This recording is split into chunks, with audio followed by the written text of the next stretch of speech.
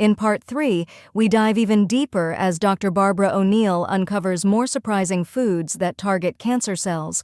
These final foods might be the most powerful additions to your anti-cancer diet yet. 9. Nuts. Sorry, that doesn't do it, because tea contains dehydrating agents. Caffeine and tannin are both quite strong dehydrating agents.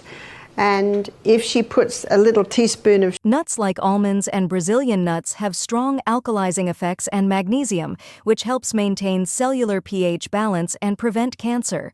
Dr. Barbara O'Neill recommends daily consumption of nuts, a moderate amount of about a small handful or 1 ounce, to support overall health and maintain cellular pH balance without excessive calorie intake.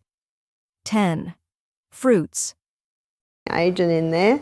We had a pathologist do our program. He said, we've done studies on caffeine, and we have found that you need 5 cups of water to make up for the dehydrating agents in 1 cup of coffee.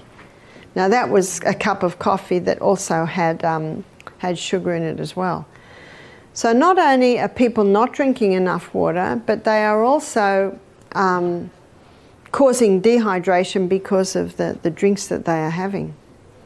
Again, we need to drink little by little by little. Much depends on your activity through the day. If you're working out in the garden and perspiring a lot, if you're having steam baths a lot, then definitely you need to drink more water. One of the signs that you're drinking adequate water is that your urine is clear. So when your urine is clear, that's a fairly good sign that you're drinking enough water.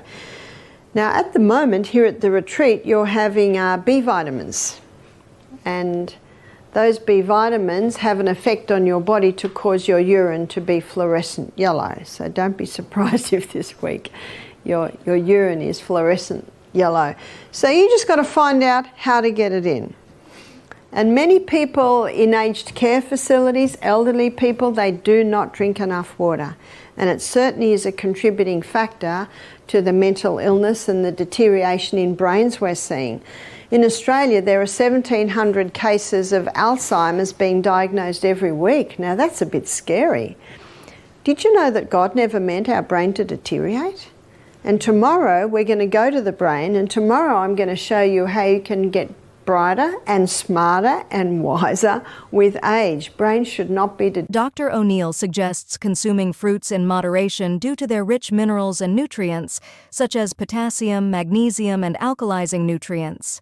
Citrus fruits, like lemons, oranges, and grapefruits, are rich in vitamin C, which helps balance the body's pH after digestion and metabolism. Flavonoids and polyphenols in fruits also contribute to a healthy cellular environment and prevent cancer cell entry. 11. Alkalizing tea. Agree with the table salt because it causes this imbalance of minerals in and out of the cell. Absolutely. And did you know that sodium chloride is so strong it can kill the taste buds? Have you seen people that eat table salt? They put it on everything, and they put it on before they've even tasted it. Well, no wonder their taste buds are dying. Whereas Celtic salt, with all of its minerals, it enhances the flavour of the food. Now, the red lentils we had this morning, a few people have said, what's in this? I've even served it at my house at breakfast, and people have said, is there chicken in this? And I know why they say that. It's because it's so flavoursome. Well, it has a little olive oil, some herbs, nice if you can get fresh or Italian herbs, and some Celtic salt and a bit of turmeric. That's it. I rinse it very well. It must be rinsed well first. And I do that just before it's fully cooked. And yet, as you can see, it's delicious. See, I'm not interested in cooking up onions and garlic, and much as I love that in my lentils, I'll do that at lunchtime. But in the morning, I've got hills to run up and down, creeks to jump in. I'm not interested in being in the kitchen for a long time, and that's a very quick dish to make. So sodium not only is required to get the glucose into the blood, it's also required to get the water into the cell. So it's sodium. It's the third most vital element needed for life. And you can get that information on the 4 vitals in any anatomy and physiology book, chemistry book, biology book. I'm just giving you the facts here. So as you can see, water is very important. But so is the salt.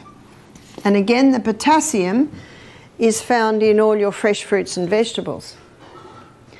Calcium cannot get into the cell by itself. It needs vitamin D.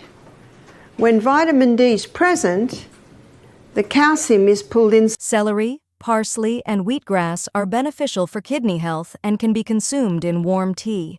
Dr. O'Neill recommends drinking 1 liter of tea daily with water, gradually increasing the amount.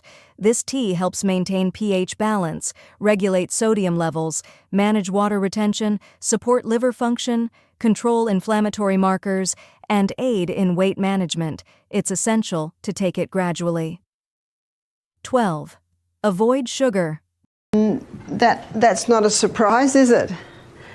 The second most vital element needed for life is water. You can go 3 minutes without oxygen. You can go... Dr. Barbara O'Neill suggests that avoiding sugar for 6 weeks can significantly aid in the fight against cancer by addressing key aspects of cancer cell growth and spread. Sugar feeds cancer cells, which rely on glucose for energy, and by cutting out sugar, they starve them of their primary fuel source, potentially slowing their growth and spread. Reducing sugar intake can prevent an acidic pH in cells by stabilizing insulin levels, lowering inflammation, and supporting better metabolic function. It also supports a healthier gut microbiota, maintaining a more alkaline pH in the body, and aids in the absorption of essential alkalizing nutrients like magnesium and potassium.